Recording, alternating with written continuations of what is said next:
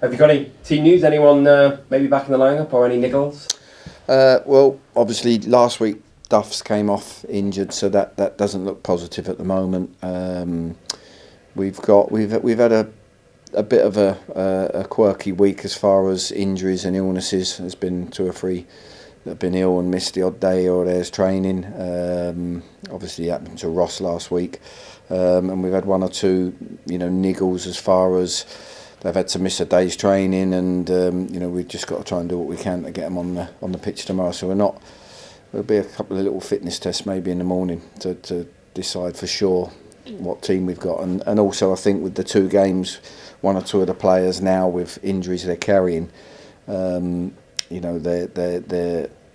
certain parts of their body are sort of swelling up after games for 2 or 3 days, and it's all right if you've got Saturday to Saturday. You can give them till sort of Wednesday or Thursday to join back in, but for 1 or 2, we hope that doesn't happen because Monday might come too soon with the 2 games in a short space of time. You mentioned that as a whole, is it good that you're going to have 2 games quick together because of the situation you're in, or do you see that as a hindrance? It's great if you get the points. If you win the games or you get 4 points or whatever you want from the 2 games, then it's great to have them come in thick and fast, and you can get yourself into a good position very quickly. But it's what it is. It's football. It's Easter. It's like it's traditional Boxing Day. You've got this weekend coming on the calendar, and that you're going to have to. It could be a key pivotal moment towards promotions and stuff down the bottom as well. You talked about one of the things, the training ground, when the experienced players came in and how they lifted things. Is now a case of looking in players' eyes and seeing who's up for the fight at this stage of the season? I think the saying "who's up for the fight," I don't think that's quite how I would put it. I think sometimes you look at who's being affected by the pressure the most. It's a slightly different slant. I think all of them want to go out and do their best. Some of them are feeling, I'm not saying we are, but some of them can be feeling it, and some of them can be right up for it and looking like they're in a good place. So I think that's more the question. But yeah, you do look around, you do look at people in training every day, and that's the thing. I know everyone has their favourites. Fans will have their favourites of players that they expect or don't expect to be playing or want to be playing. But sometimes they're not privy to seeing everything and what goes into picking a team. Will you be picking a team sort of game by game here? What I mean by that is you concentrate on Friday first and you have to push Monday to the back of your mind. Is that how you go about things? Absolutely. Has to be the only way. The most important game of our season's Friday. And then once we get to Saturday, the most important game of our season will be Monday. So, and like I said, the physio's already warned me that there might be 1 or 2 that flare up. So I've got to kind of go in knowing that might happen, but sort of not being scared of it, just sort of going for Friday's game with the best team that we can put out. And again, I'm still not 100% certain on what that will be, but going for that game, and then on Monday we'll address anything that happens then. Milton Keynes on Saturday. Do you feel as though it's a team that you've done well against the higher teams in recent weeks? So is it a good game for you to be playing, do you think? I think we have to draw on Lincoln, Mansfield, Forest Green. We have to draw on them sort of performances because they're 3 of the better teams in the league. Even Bury at home, when we played Bury pre New Year, we put in an excellent performance. So we have to draw on the fact that these good teams that get the ball down and play and can really hurt you, that we can give them a game, but we know we have to bring an A game to do it, and we've done it in the past, so we have to be positive. How important can the fans be on Friday? You've talked in the past about how they brought you to victory. You've also mentioned the disgruntlement in terms of the situation. How much can they play a part of the whole weekend? Well, I say it all the time, really. Teams will come to our place and want to keep them quiet and try and get anxiety into all of us, and we've got to try. I know it's easy said than done. We've got to try not to let that happen. But the players need to spark the fans as much as possible. They need to, with their performance levels, they need to be the ones that get the fans on the edge of their seats, and hopefully then they respond. But we've got to try and strip that anxiety away from the place and have a freedom, because if we lose because we're not good enough, that's one thing. If we lose because we play with fear, or there's a fearfulness around the place, then then that's what I've got to try and eradicate. That's what I've got to try and stop, and I work hard at that, and hopefully we'll go out and get a performance full of freedom and energy, and people not worrying about the situation and just going and playing a game of football that they can win if they do it right. How have you found the week? Because obviously the Crewe result was a massive body blow to you, but have you found that the guys have been easy to lift in such an important week? I think I can start by lifting myself first. I think we know we're going to lose games. We've been on a reasonable run of late up until the Crewe game, and probably should have got more points than we had in that run. But it's not so much the result, because you know you're going to lose a game of football, and winning away from home is difficult. It was the performance, and I think that's the bit that hurt us all. That's the bit that hurt the fans, because it was just so far away from what we had been over the last 5 or 6 games. And you know, every now and then these games happen, and you know, there's a saying out there, it's not what you've done, it's what you do next. And when we have to kind of go, well, you know, we learn from that, and we did it at Cheltenham and we bounced back. So it's not what we've done there, it's now what we do next that matters. I know we're not quite last day at the moment, but with it being so late in the season, will you be keeping an ear across other results at this important weekend and looking or getting people watching what's going on, or are you just focusing on you?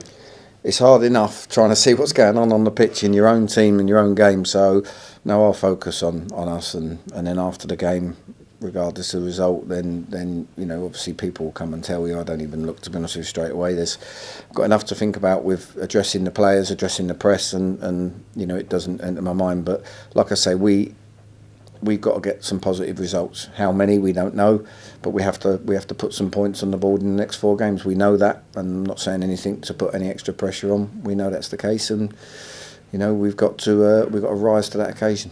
Good luck. Thank you. So, firstly, of the 4 games left, without stating the obvious, do you think this is the toughest test that you've got?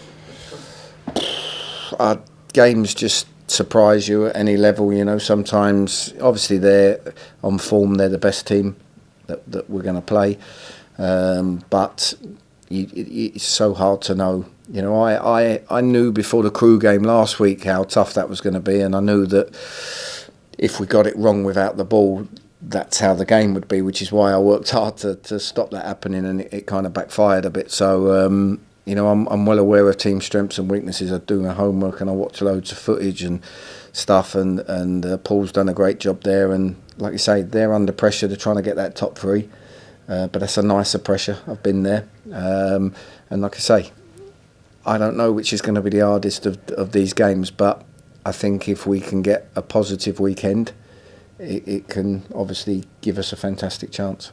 You mentioned how maybe focusing too much on Crewe's game backfired a little bit. It must be pretty hard to go into a game against a team going in for promotion and not do that again. You got to do what you think's right at the time. You know, the Crewe game, we'd come on the back of some good performances. We was in a good place, but I didn't want us to be loose without the ball and be open, because I knew Crewe would hurt us. So that's why we tried to give the boys a good game plan of how they work their shape.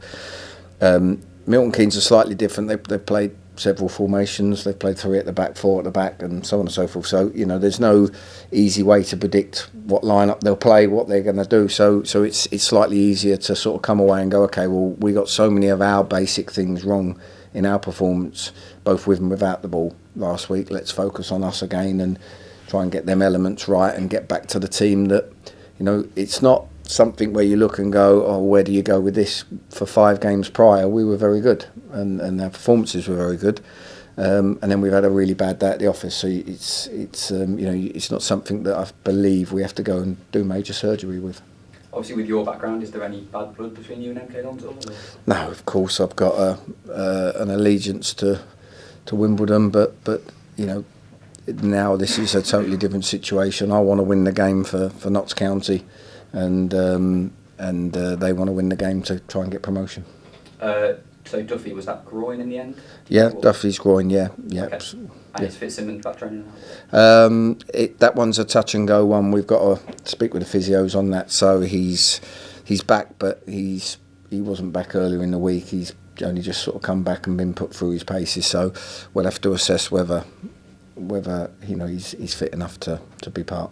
Okay, last thing from me. There was obviously the statement from the club about some individuals getting quite hateful abuse online after the game? Was that anyone in particular, or was that just a reaction to the game? To be honest with you, I've got no idea. I saw the statement like you guys. I'm a bit of a, I don't know what they call it, old fogey when it comes to social media.